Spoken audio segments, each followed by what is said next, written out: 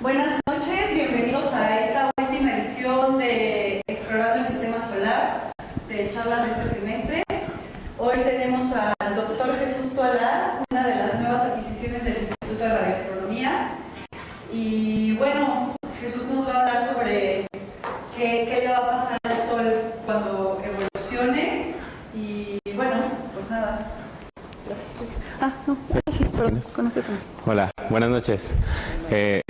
Pues gracias por venir, aunque hace un poquito de frío. Solo quiero recordarles, bueno, también que mañana tenemos el evento de la Noche de las Estrellas en la Calzada a partir de las 4 de la tarde. Bueno, como ya dijo, yo soy Jesús Toalá, soy de Culiacán y trabajo aquí en el Instituto de Radioastronomía y Astrofísica. Y les quiero hablar de esta charlita que he titulado Sobreviviendo al Sol, ¿no? Entonces, vamos a ver qué significa esto, ¿no? Entonces, para poder empezar a hablar del Sol, pues hay que saber, o les quiero contar, pues qué es el Sol, ¿no? Primero, pues el Sol es una estrella, ¿no? Para los que no saben, yo no sabía cuando tenía 24 años, fue la primera vez que supe que el Sol era una estrella. Pero resulta que nosotros, desde que somos pequeñitos, sabemos que las estrellas son esos puntitos que están ahí, que en esta imagen no se ve porque está muy fea. Bueno, el cañón no funciona bien. Y resulta que esos puntitos, pues son cositas como esto que está por aquí, así, ¿no? Son estrellas. Y entonces si hacemos un zoom, de hecho esas estrellas a veces tienen forma, o los seres humanos tenemos mucha imaginación y tienen forma, ¿no? Aquí esta es una imagen tomada a la constelación de Orión. Está aquí, un hombro, otro hombro, el cinturón, aquí la espada, los pies, Canis Majoris, y esto que está aquí son las Pléyades, ¿no? Un grupito de estrellas que está en nuestra galaxia. Supuestamente a ojo humano solo se detectan 7, el que tiene muy buena vista puede ver 7, pero son un grupo de un montón de estrellas, ¿no? Y resulta que se siguen viendo como puntitos, ¿no? Puntitos. Y el Sol es una cosota enorme en el cielo, ¿no? Entonces, la diferencia es que, o lo que hace que el Sol se vea grandote es la distancia. Entonces, una cosa es, esto me gusta mucho ejemplificar, si yo le tomo una foto a una hormiga de cerca, pues puedo ver muchos detalles de la hormiguita, ¿no? Aquí hay como pelos, las patas, esto en Sinaloa se le llama mochomos, ¿no? Y son unas cosotas enormes. Y resulta, pues que si la foto se toma de más lejos, o un poquito más lejos, pues las hormigas ya no le vemos tanto detalle, ¿no? Más o menos sí podemos saber que es una hormiga, pero no vemos tanto detalle. Si esa hormiga yo me la llevo a Pátzcuaro y le quiero tomar una foto, ¿cómo se va a ver esa hormiga? Pues un puntito, ¿no? Entonces eso, así el mismo efecto, es lo que hace que las estrellas que vemos se ven como un puntito. El Sol, si estuviera lejos, se viera como un puntito también. Y entonces, el Sol es una estrella, pero entonces, ¿qué es una estrella? Entonces, los astrónomos ya sabemos, porque somos gente muy inteligente, que una estrella es una cosa, una bola de gas redondita que emite luz, principalmente. Los planetas no emiten luz, las estrellas sí. Y entonces resulta que las estrellas tienen un núcleo y un envolvente. Y en ese núcleo la estrella genera energía. Entonces la manera en que genera energía es convirtiendo el hidrógeno en helio. Entonces, el hidrógeno es el elemento químico más abundante en todo el universo. Representa alrededor del 70% de todo el universo. Y resulta que las estrellas, o casi todas las estrellas que son jóvenes, transforman ese hidrógeno en helio a través de fusión nuclear. Y entonces ese núcleo es el encargado de generar esa energía. Luego eso calienta la envolvente y la luz puede escapar. Pero resulta que las estrellas son tan grandotas que su gravedad hace que se vean redonditas. Entonces la gravedad contrarresta esa energía que se intenta liberar del Sol, ¿no? Es como si fueran explosiones nucleares, pero la gravedad está conteniendo toda la energía. Entonces, nosotros decimos que las estrellas se ven redonditas porque están en equilibrio hidrostático. Entonces, eso es una característica muy importante, ¿no? Y entonces tenemos un equilibrio en toda la superficie de la estrella, en donde la energía nuclear es contrarrestada por la gravedad de la misma estrella que está intentando colapsar la estrella.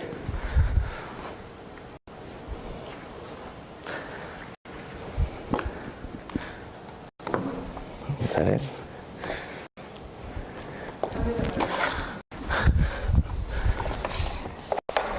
Esto es esta. Hey. Cago en la hostia.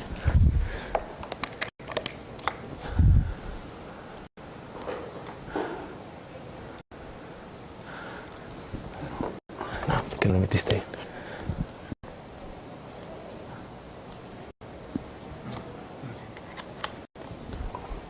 Espérate. Ahí va. No quiere. Como que quiere, pero no. Tiene la ¿Por qué?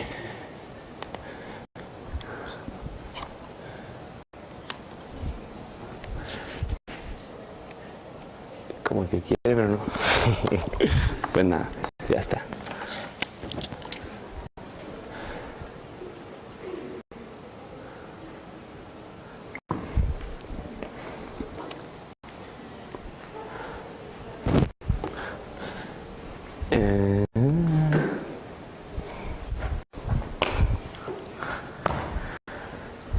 Entonces, pues aquí vamos. Ustedes se ve apachurrada ahí, pero realmente ahí en la imagen es una cosita redondita, ¿no? Pero es el cañón. Entonces, resulta que las estrellas, no sé si alguna vez ya se han dado cuenta, cuando volteen a ver al cielo, las estrellas tienen colores. Y esos colores nos indican diferentes propiedades de la estrella. Entonces, hay estrellas azules, amarillentas y rojizas. Resulta que las azules son estrellas grandotas y calientes. Y las rojas son las más chiquitas y las más frías. Entonces, al contrario de la concepción que tenemos aquí en la Tierra, que el azul es frío y el rojo es calor, realmente es al revés en las estrellas. Entonces resulta que los astrónomos han hecho una clasificación que históricamente era de otra manera, pero ahora vamos como O, B, A, F, G, K y M. Y resulta que las estrellas que más encontramos en el universo son las que son chiquititas. ¿Sí? Las más grandes son más difíciles de encontrar porque su formación es más difícil, ¿no? Si se acuerdan, la energía nuclear tiene que pelear con la gravedad. Entonces, cuando una estrella es más grandota, pues la gravedad pues es más grande, pero también la fusión nuclear es más poderosa. Entonces, es más difícil formar una estrella O o una B. Y estas son las más comunes. Entonces, el Sol, de hecho, es una estrella tipo G, amarillenta, y entonces es de las estrellas que más podemos encontrar en el universo. Entonces, una cosa muy importante que tienen que saber es que el Sol es una estrella común y corriente, ¿sí? Más corriente que común. Y entonces, el Sol tiene un radio de 700.000 kilómetros.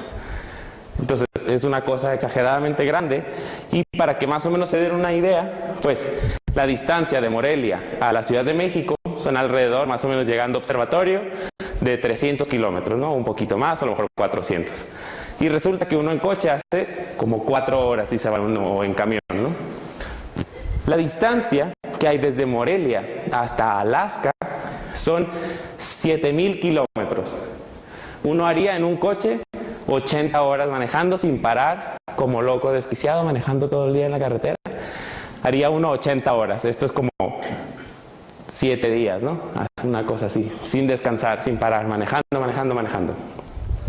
Y entonces resulta que 7.000 es el 1% del radio del Sol. Entonces, para que se imaginen el tamaño que tiene el Sol, inmenso.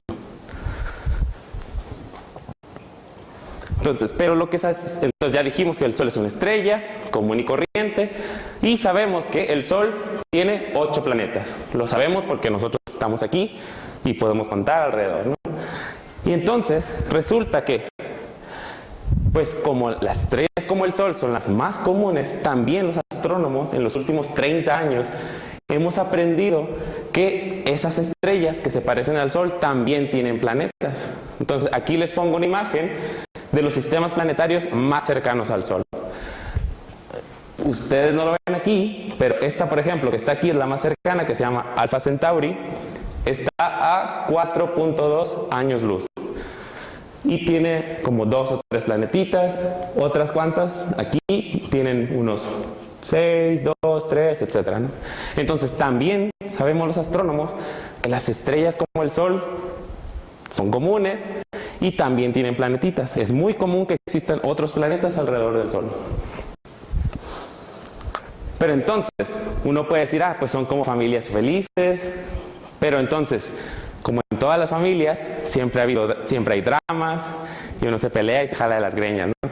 Entonces, ¿quiere decir que el sistema solar siempre ha sido así? ¿O siempre va a ser así? ¿O ahí le está jalando y se están riendo de los dramas de las familias, ¿no? Dramas.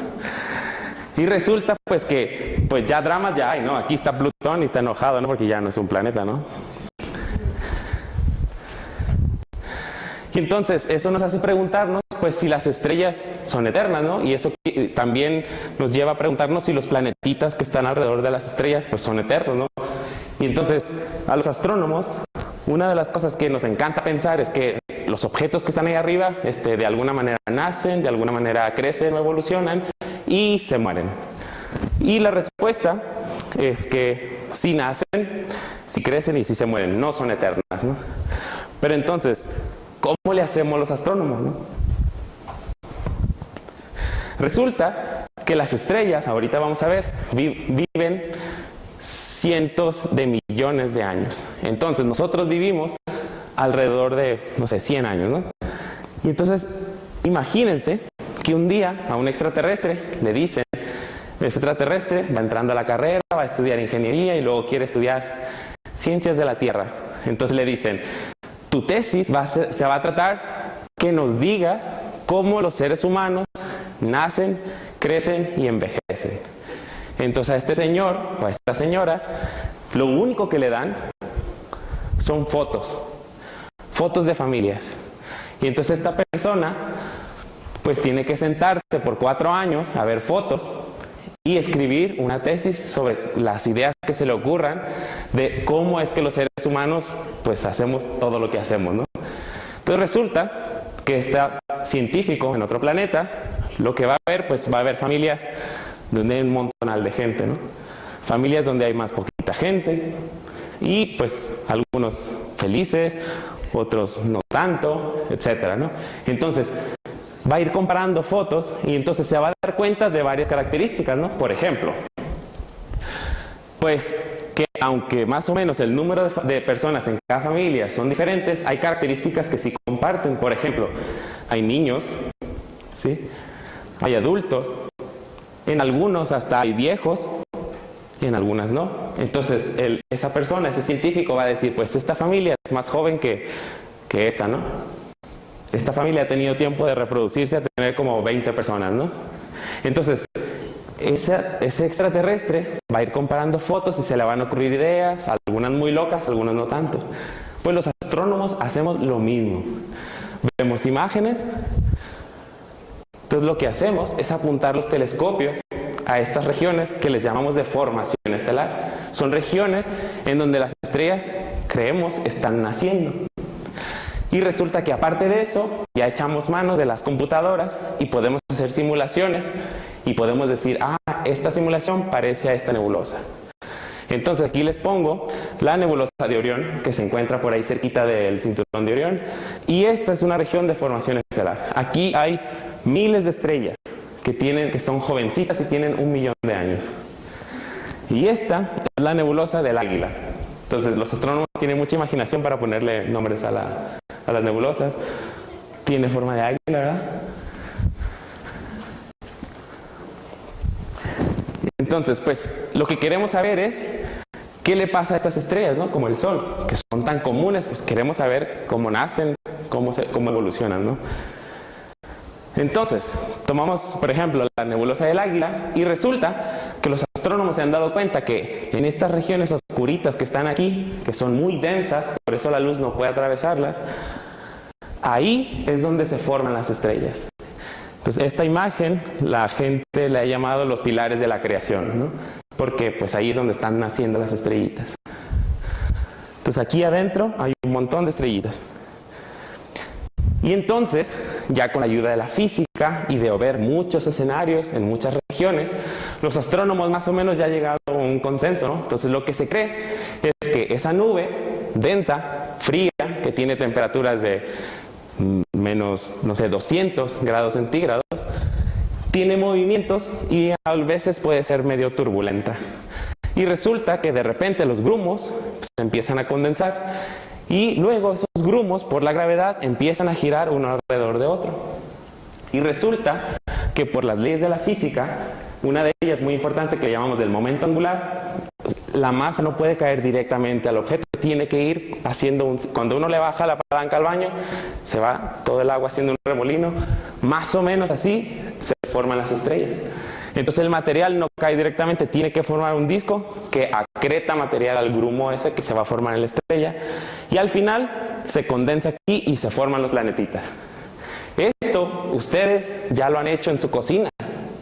Si alguna vez han hecho leche con chocomil, con chocolate en polvo, ese es muy parecido el efecto. Ustedes tienen la leche, le echan el polvo, está todo como medio mezclado ahí y luego uno mete la cuchara y empieza a batir.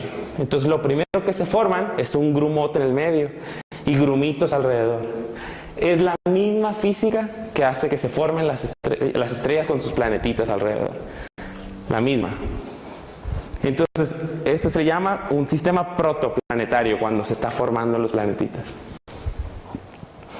Y resulta que hay un telescopio muy poderoso que está en Chile, que se llama ALMA, y ya ha hecho imágenes de muy alta resolución en donde sí se ve una estrellita que se está formando y algunos como canales, que es donde se cree que los grumos están recolectando material para formar planetitas nuevos. Pero entonces, ¿cuánto tarda este proceso? Y resulta que los modelos nos dicen que tarda 100 millones de años. Entonces, como son números muy grandotes, los científicos usamos una notación científica. Entonces decimos que 100 millones sería 100 y 6 ceros aquí. Y entonces lo único que decimos es 10 a la 8. Entonces, yo traigo aquí mi herramienta que usamos los científicos, que es esta. Entonces, los seres humanos vivimos pues más o menos 80, 90, 100 años, vamos a decir, ¿no? Redondeando. Entonces, 100 años sería un 1 con 2 ceros. Entonces, ven para acá para que me ayudes, ven. Corre, corre, ven.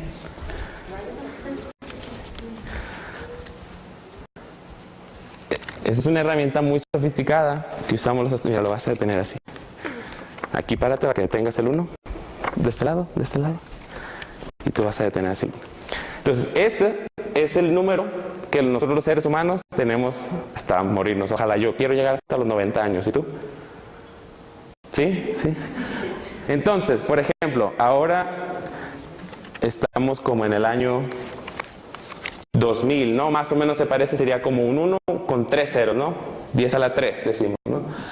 Entonces, por ejemplo, estrellitas como el Sol, en nuestra galaxia hay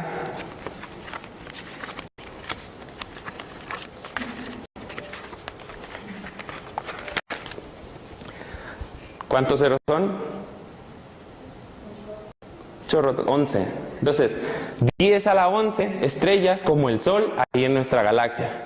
Entonces, en lugar de escribir un número con un montón de ceros, los astrónomos usamos esa notación, ¿sí? Gracias. Y entonces, pues así ya la mano nos queda más suavecita y podemos hacer muchos cálculos y un montón de cosas, ¿no? Pero entonces lo que sabemos, que después de todo ese proceso, pues tiene que haber una estrella y sus planetitas. Eso es seguro porque lo vemos, ¿no? Vemos las imágenes. Y resulta entonces que también con modelos y comparando muchas estrellas podemos saber entonces cómo era el Sol antes y cómo va a ser el Sol ahora, que es de lo que trata esta charla, ¿no? Entonces resulta que ya dijimos que esas estrellas empiezan en una nube que colapsa, forma un disco en donde se forman los planetitas y luego nace la estrella. ¿Qué quiere decir que nazca la estrella? Que en su núcleo quema hidrógeno en helio. Entonces, por un montón de tiempo, la estrella se queda en equilibrio hidrostático, ya dijimos, ¿no? Entonces, estos numeritos que están aquí sería, ahora el Sol tiene 4.5 cientos de millones de años, o sea, un montonal, ¿sí? Y resulta que los modelos dicen que va a vivir hasta más o menos 8 por 10 a la 8 años, o sea, casi un 1 con 9 ceros de años, un montonal. Pero luego van a pasar algunas cosas ahí al final, entonces es lo que vamos a ver qué es. Entonces aquí, en esta fase, que es la más estable, que es más o menos en donde encontramos a casi todas las estrellas del universo, se le llama secuencia principal. Principal porque cuando uno las dibuja en un diagrama, todas estas estrellitas se alinean muy bien, muy bonito. Y entonces ahora, en esas estrellas, en la secuencia principal, también el Sol, entonces está quemando hidrógeno en helio y tiene un envolvente de hidrógeno. También hay otros elementos químicos, pero en proporción son casi como el menos del 5%. Todos carbono, nitrógeno, todos los demás elementos químicos que les ocurran, también están por aquí, pero principalmente es hidrógeno y helio. Y resulta que en algún momento ese hidrógeno se va a acabar. Entonces, todo ese hidrógeno que se convierte en helio va a formar un nuevo núcleo. Entonces vamos a tener un núcleo de helio, una cáscara que está convirtiendo hidrógeno en helio y un envolvente de hidrógeno. Y resulta pues que este modelo se llama el modelo de la cebolla, porque entonces son capas y capas y capas, ¿sí? Para las estrellas más grandotas se forma un nuevo núcleo y es como un ciclo, un núcleo de carbono, etc. Pero en estrellas como el Sol, esto va a pasar. Y resulta que entonces el núcleo se vuelve inestable porque ya no puede seguir fusionando energía. Entonces, ¿qué es lo que pasa? Que la capita esta que está aquí es la que nos va a proporcionar la energía.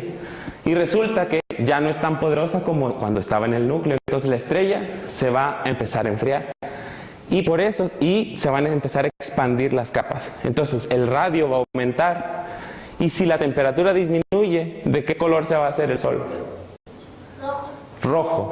Entonces se va a inflar y se va a hacer roja. Entonces somos bien listos los astrónomos y entonces a esa fase le llamamos fase supergigante roja o gigante roja. Y entonces, desde una cosita así, el Sol se va a ir haciendo roja y se va a ir haciendo grandota. Fase de gigante roja. Entonces, esa fase está aquí, donde se está inflando, que van a ser como otros 4.5 cientos de millones de años. Va a ser por aquí. Y resulta que en esa etapa la estrella se vuelve tan inestable, se vuelve grandota e inestable, entonces empieza a perder material. Entonces la estrella se empieza a desinflar. Todo ese envolvente de hidrógeno que tiene la estrella se empieza a desinflar y a perder en el medio interestelar. Esto que está aquí es la estrellita, una estrellita que se llama U Antliae. Entonces todo este material era material que estaba dentro de la estrella y se está escapando hacia el medio interestelar. Y entonces depende de la estrellita, si está pulsando o no, eso se va a ver como cascaroncitos. Esta es otra estrella que se llama R Sculptoris. Son gigantes rojas. Y aquí les traigo una peliculita de cómo este telescopio ALMA detectó cómo se expanden estas capitas. A ver si lo reproduce.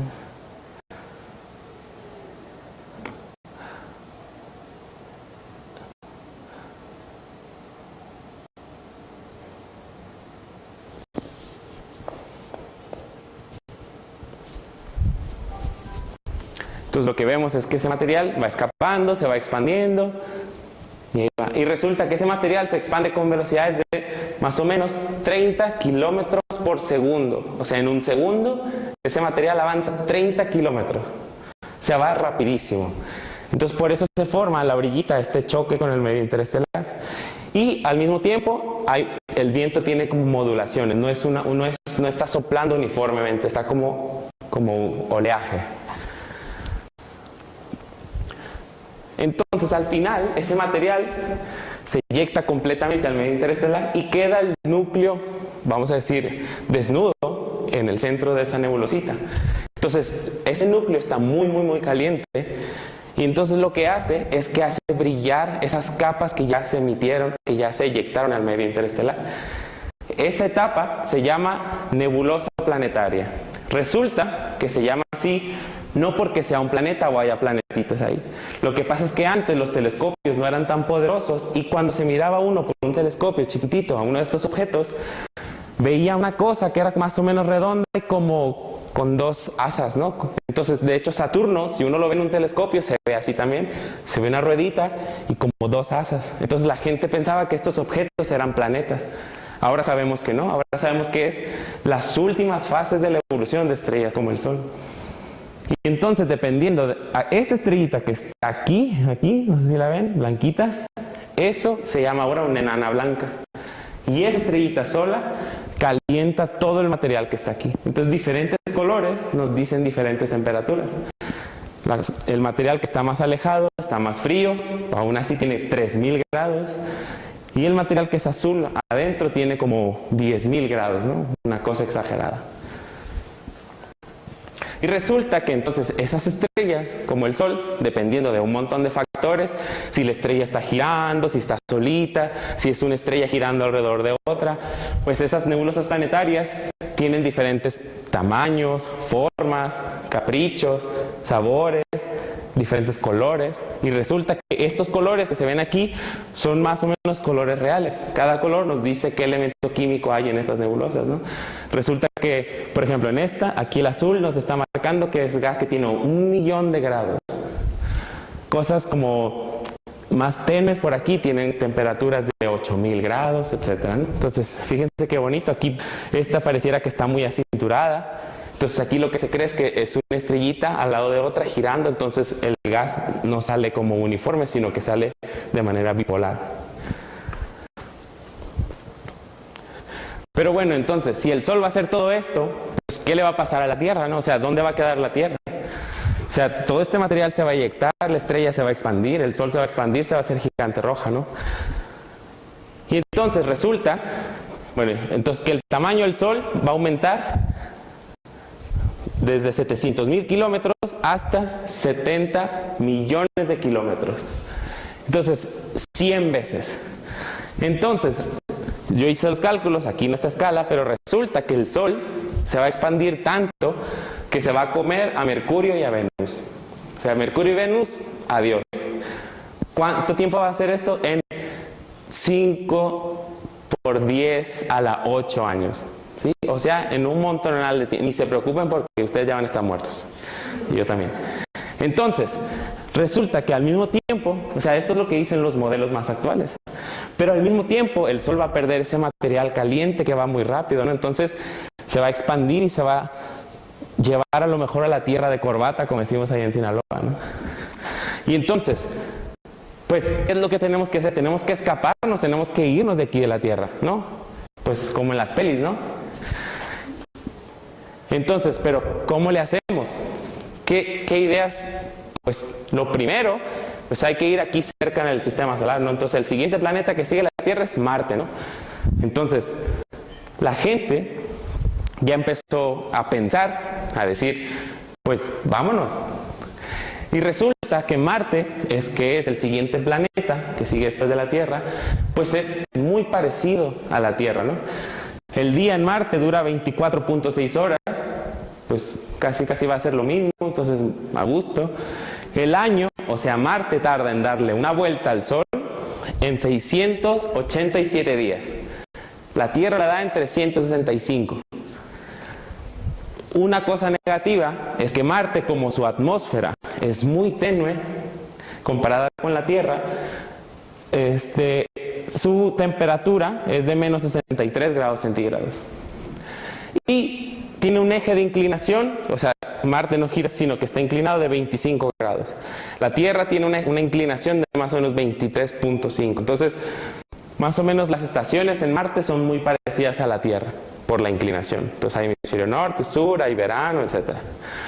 Entonces, pero resulta que en algún momento Marte tuvo agua, se cree que tuvo agua, pero por bandeos de muchos meteoritos y el viento solar, y como no tiene gases de efecto invernadero, gases que calientan, por ejemplo, la Tierra, que es lo que está causando el calentamiento global, pues eso es lo que hace que la temperatura de Marte sea muy bajita, ¿no?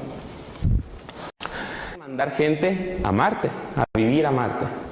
Entonces, buscando en internet me encontré con este proyecto que se llama Mars One, como Marte 1, y ellos quieren mandar gente a vivir a Marte, que ya se vayan y que empiecen a hacer su cochinero allá, el mismo cochinero que hacemos aquí, ¿no? Y resulta que entonces esta gente está consiguiendo dinero de muchos países del mundo, entonces principalmente de Estados Unidos, de Canadá, la India, Australia, el Reino Unido y otros países. Entonces ya han elegido gente desde ingenieros, gente con maestrías, con doctorados, gente que pues hay que llevar de todo, ¿no? Desde albañiles, que van a ser muy bien necesitados, hasta gente que sepa hacer calculitos con el lápiz, como los matemáticos, ¿no? Y entonces más o menos han elegido como un 60% de hombres y un 40% de mujeres. La selección, quién sabe cómo se hace, yo creo que se envía una solicitud ahí por si quieren ustedes ir a vivir a Marte. Y resulta pues que hay varias fases, ¿no? Entonces ellos dicen en su página que en el 2017 empezaron a entrenar a la gente. Pues entrenarlos porque pues el viaje desde aquí, de la Tierra hasta Marte, pues dura como casi un año, ¿no? En una nave que tiene que salir de la Tierra e ir huyendo hasta Marte, un año. Entonces la gente que vaya en esa nave tiene que ser capaz de reparar cualquier cosa que se averíe, ¿sí? Tienen que estar preparados físicamente y mentalmente. Y resulta que después de varias fases, en donde van a enviar algunos satélites para seguir estudiando Marte, según ellos, en el 2031 van a enviar la primera nave con gente. Y van a llegar después de un año, más o menos en el 2032. Y en el 2033 van a enviar como otra oleada de gente. Y entonces, pero como ya les dije, pues Marte ahorita no es muy habitable, tiene una temperatura pues menos 63 grados centígrados, ¿no? Entonces, pues esa gente que vaya para allá tiene que dedicarse a varias cosas, ¿no? Por ejemplo, tiene que dedicarse a cambiar la morfología de Marte. Marte ahorita es más o menos un desierto completito. Entonces esa gente tiene que hacer cosas para que en algún momento haya lluvias y Marte se convierta en algo parecido a la Tierra, ¿sí? Entonces la primera cosa que tienen que hacer pues es poner fábricas para que haya CO2, que es el gas que hace el calentamiento global en la Tierra, que cubra la atmósfera de Marte y eso aumente un poquito la temperatura del planeta, o bastante, ¿no? Por ejemplo, la temperatura de la Tierra promedio es de 15 grados centígrados, ¿no? Entonces, esos gases, con esas fábricas que pongan, pues van a empezar a mejorar en ese aspecto la temperatura de Marte. Y luego hay varios proyectos, bombardear con no sé qué elementos, con mezcla química de plata para que haya lluvia y empiece a haber agua y entonces el planeta se empiece a convertir en algo parecido a la Tierra. Entonces esto, según, va a tardar alrededor de 600 años todo esto. Pero entonces, ¿y qué tal si los cálculos de los científicos pues están mal? También puede pasar, muchos científicos nos equivocamos, yo me equivoco mucho. Entonces, pues a lo mejor el Sol no se expande hasta Venus, a lo mejor se expande hasta llevarse a la Tierra y a Marte y quién sabe qué de corbata, ¿no?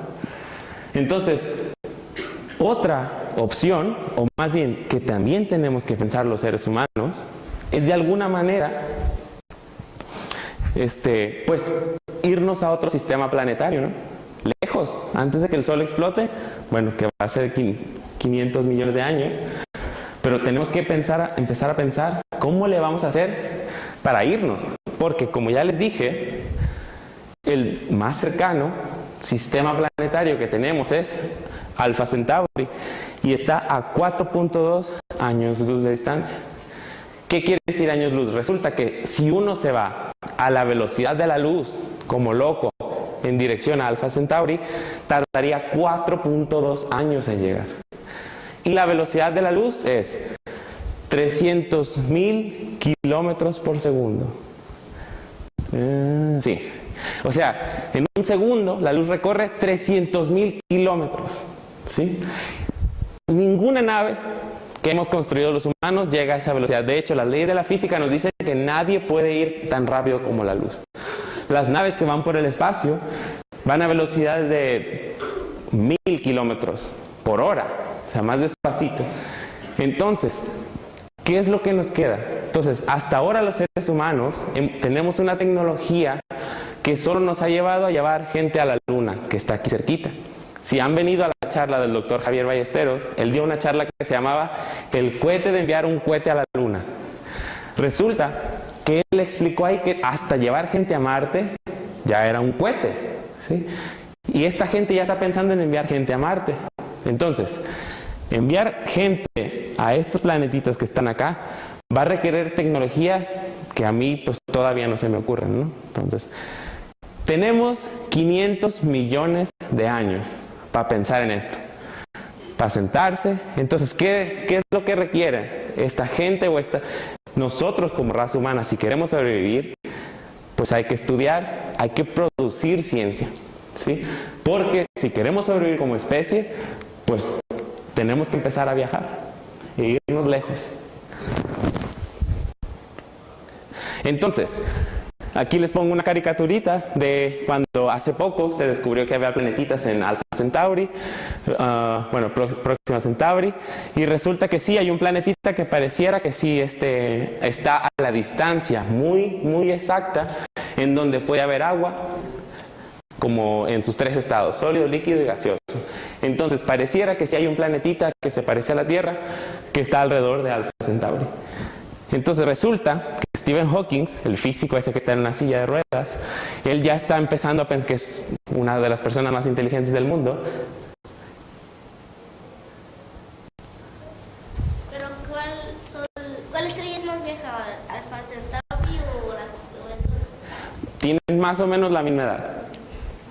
¿Sí? Porque tienen la misma masa. Acuérdate que la edad va como más o menos como la masa. Entonces, a lo mejor esta, como es más chiquita, es más vieja puede ser.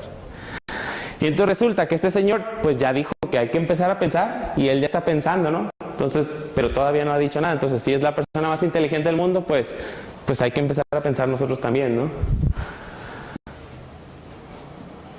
Pues, muchas gracias.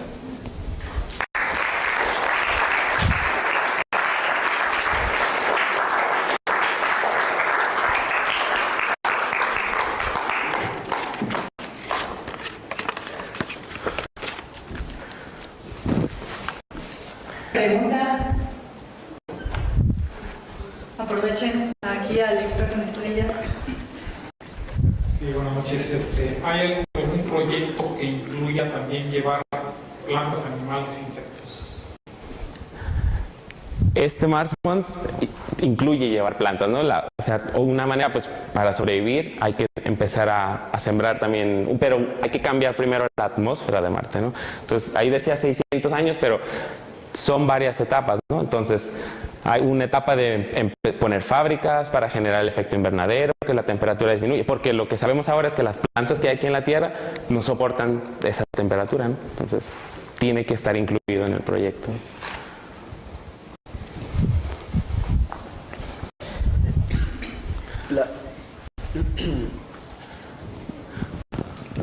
La radioactividad del Sol podría ser, más bien la radioactividad que hay en la zona más contaminada del planeta Chernobyl sería nada a comparación de la que puede emitir el Sol. Como radioactividad, o sea, el Sol, por ejemplo, la Luna no hay atmósfera, ¿no? Y de hecho, se cree que entonces hay muchos más peligros en el espacio, ¿no? Si tú te sales del planeta, fuera de la atmósfera, también hay rayos cósmicos que le llamamos que tienen mucha energía, son muy energéticos. Y de hecho, esos pueden bombardear el cuerpo y cambiar hasta nuestros genes. Entonces, eso ya es peligroso. O sea, la atmósfera de la Tierra nos protege de esos rayos, por ejemplo. Para así decirlo, el Sol es vendría a ser como la central nuclear del sistema. Sí, exacto. Toda la energía del sistema solar es por el Sol. Toda la comida que tú te comes, un rábano, una lechuga, es luz del Sol que una planta aprendió a cultivar para crecer. Todo es la energía del Sol.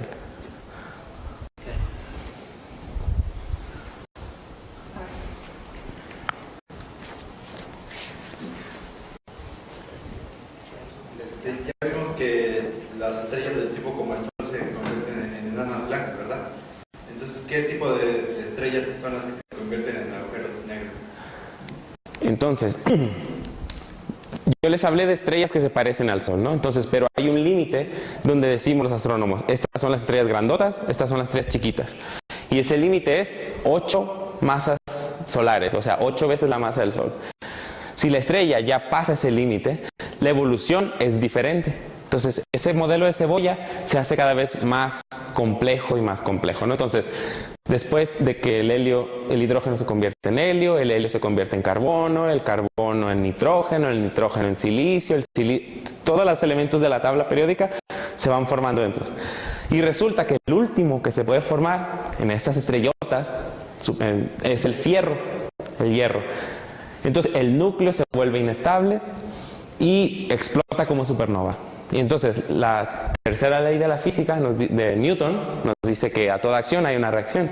Entonces una acción es la explosión, material sale volando fuera, y la reacción es comprimir el núcleo. Entonces, las estrellas que tienen tanta potencia para comprimir tanto y hacer un hoyo negro son las estrellas que tienen más o menos 30 veces la masa del Sol.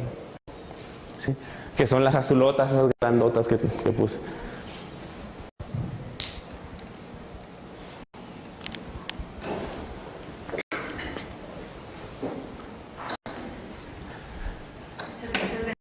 Quería preguntarle de qué color es realmente el Sol, porque siempre lo pintan como amarillo, naranja, pero por ahí me queda blanco, no sé. Entonces, nosotros aprendimos en la primaria que la suma de todos los colores es el blanco, ¿sí? Pero, entonces, las estrellas emiten, decimos en física, como un cuerpo negro. ¿Qué quiere decir esto? Quiere decir que la estrella emite en todos los colores, ¿sí? Entonces el Sol se ve más o menos blanquecino, pero resulta que ese cuerpo negro, esa función matemática, tiene el pico para el Sol en el amarillento. Entonces realmente el Sol emite casi toda su energía en el amarillo. Sí, pero sí emite, de hecho si al Sol le ponemos otros filtros, emite también en esos colores, pero su pico de emisión es el amarillo.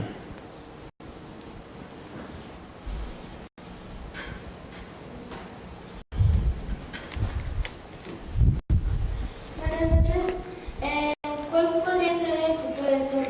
¿Se podría convertir en supernova, una estrella pulsar o algo parecido?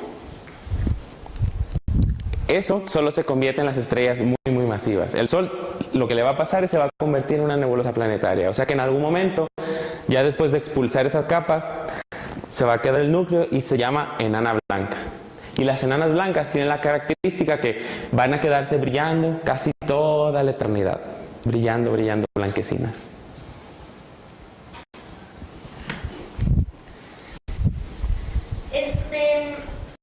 Si es que cuando explotara el Sol, cuando usted ya dijo que se destruiría Venus y Mercurio, no seguiría luego la Tierra y después Marte, pues no habría que viajar un poco más lejos para estar más en ese planeta. Exacto, ¿no? Entonces, hasta ahorita los modelos dicen que la Tierra se va a salvar, pero va a quedar mientras la orilla del Sol, su capa externa va a quedar muy cerca de la Tierra. Entonces, pues, a lo mejor la Tierra sí se quema, ¿no? Parece que Marte se va a salvar, pero como dije, ¿no? Los astrónomos y los científicos en general, como somos humanos todos, nos equivocamos. Entonces, puede ser que si pasa eso, que el Sol se infle más, entonces ahí es donde hay que empezar a pensar en irnos a otro sistema planetario, ¿no?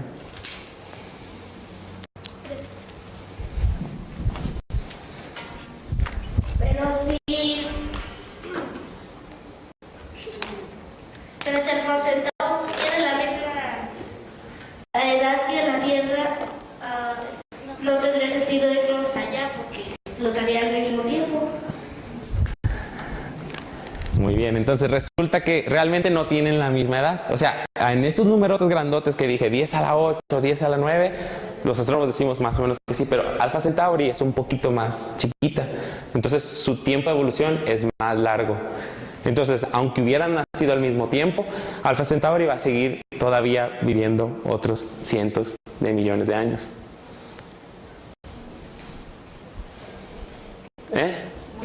Ajá, sí. Buenas noches. Tú mencionaste la evolución del universo, o sea, para darnos a entender lo que va a suceder con el Sol. dentro de esa misma evolución, pues yo pienso que la Tierra ha tenido su historia, o sea, por ejemplo, en dado caso que sí nos pongamos a pensar qué vamos a hacer, yo pienso que en particular deberíamos de poner más en el presente, porque por ejemplo, si los dinosaurios se extinguieron, puede ser que nosotros nos ocurra o nosotros mismos provoquemos que ya no estemos para entonces. ¿Por qué digo eso? Porque pues, el calentamiento global ha ido aumentando muchas cosas, los fenómenos naturales. También no estamos haciendo lo que deberíamos, o está haciéndose muy lentamente, por ejemplo, aprovechar las energías renovables, nada menos con paneles solares, en particular para el sol. Y en dado caso que sí pudiéramos pues, vivir o el ser humano llegar a ese momento, pues también tenemos pensamos que vamos a vivir 100 años y no hacemos más que lo que nos toca y no pensamos en las generaciones futuras. Exacto.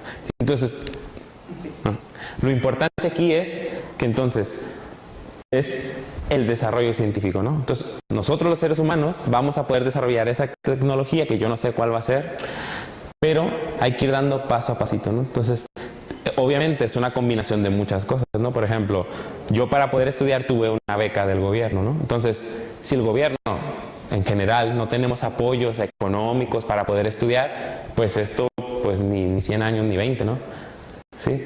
Y entonces, por ejemplo, si uno piensa cuánto tiempo hemos durado los seres humanos aquí, entonces la agricultura, el ser humano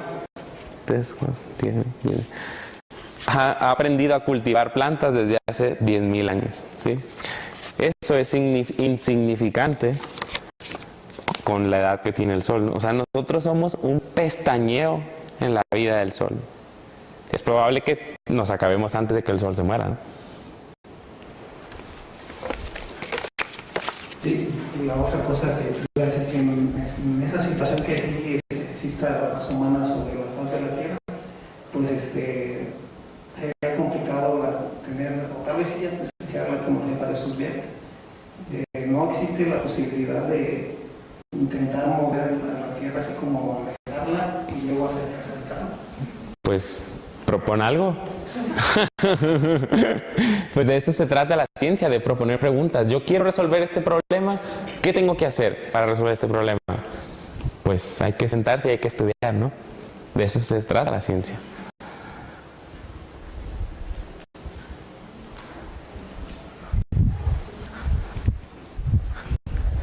Es como entre pregunta y comentario porque si nos fuéramos a vivir en Marte, si es que no llegara a quemarse, Ajá. en lo que lo colonizamos del todo, que lo podamos adaptar a nuestras necesidades, ya el Sol había crecido todavía más y llegaría también a Marte. Y si de ahí nos fuéramos a Centauri, Ajá. en lo que nos adaptamos también y en lo que llegamos, la estrella también explotaría, es lo más seguro. Entonces no tenemos mucho tiempo de volver a colonizar y a colonizar nuevos planetas. En esto, después de que si no pudiéramos, si se diera dado caso de que en ninguna parte de aquí cercana pudiéramos estar, más o menos, ¿cuál sería la próxima opción a donde pudiéramos ir? Una filósofa existencialista.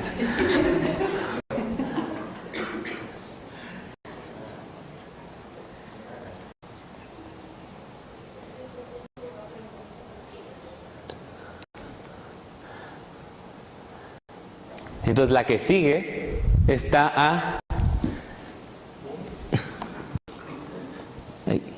5 años luz, ¿no?